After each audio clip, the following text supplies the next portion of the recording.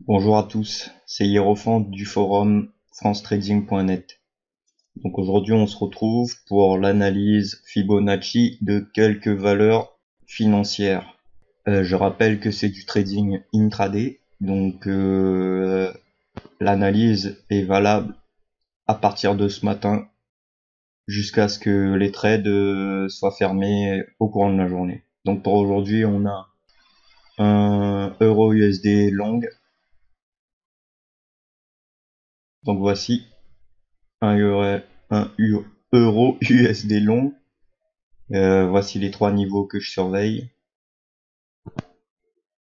N1 1.2070, N2 1.2059, N3 1.2040. Donc le plan, c'est de prendre des buys à chacun de ces niveaux et jouer le retournement. C'est pour ça que j'ai mis current intraday trend likely down. C'est-à-dire que le trend pour l'instant intraday, selon l'analyse, est down. Et on espère que ça va se retourner. Donc ensuite, nous avons un GBP USD short. Donc pareil, les trois niveaux. N1 1.4078, N2 1.4095, N3 1.4123. Donc pareil, on suppose que ça continue à monter et que ça se retourne sur un de ces trois niveaux. Donc short.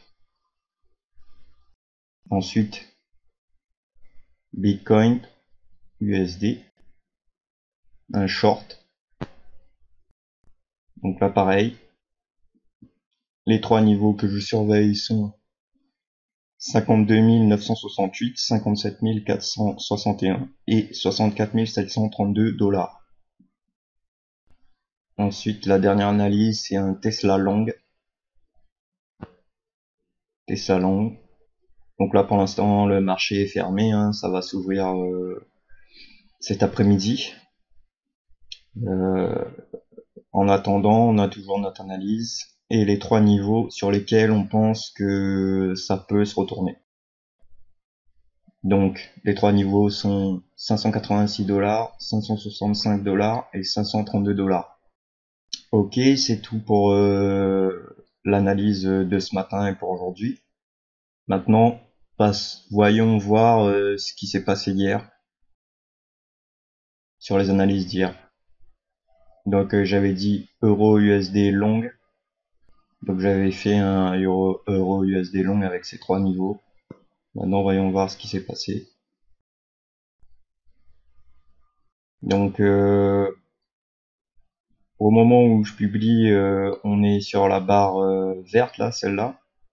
Donc le cours est déjà passé par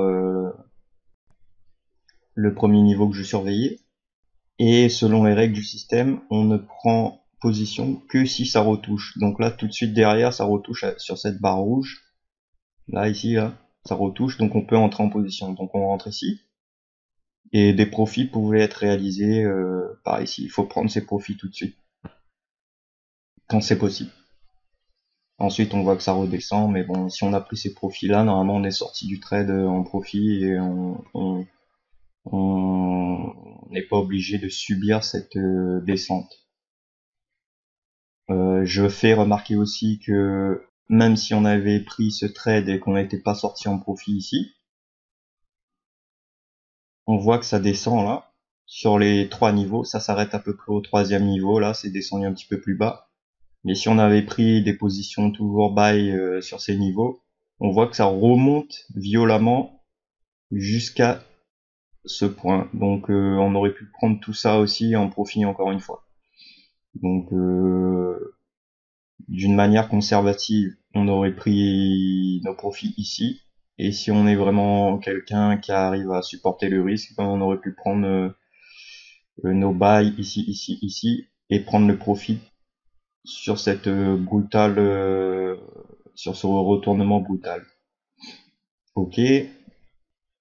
Donc ensuite on avait un GBP USD long. Voyons ce qui s'est passé. Donc là, au moment où je poste l'analyse, le cours continue à monter. Puis dans la journée, au même moment que Euro USD, ça descend violemment, ça touche le premier niveau, ça descend un peu plus profond que le premier niveau, et hop, ça commence ça rebondit violemment, et donc là on peut prendre le profit. Ensuite, c'est pour ça que je dis qu'il faut pas trop dormir dans les positions, parce qu'après derrière, ça redescend et c'est pas remonté. Donc on serait bloqué dans un trade si on n'avait pas pris nos profits ici. Ensuite, il y avait un Bitcoin short. Bitcoin short, donc là c'est au moment où je poste mon analyse. On est dans cette configuration là. Le cours s'est déjà retourné juste un petit peu avant la, le niveau que j'ai trouvé pendant mon analyse. Donc selon les règles du système, il faut pas, je rentre seulement si jamais on a un test, un nouveau test de cette résistance. Donc voyons voir ce qui s'est passé. Donc là on voit que ça descend, ça chute immédiatement, quoi. On n'a même pas le temps de remonter ici. Donc a priori, selon le système, on n'a pas pris position. Bon après, les traders ils peuvent, on peut s'adapter.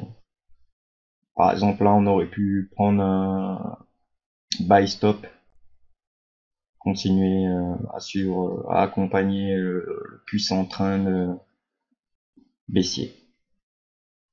Et ensuite, il y avait une dernière analyse, c'était un Tesla short.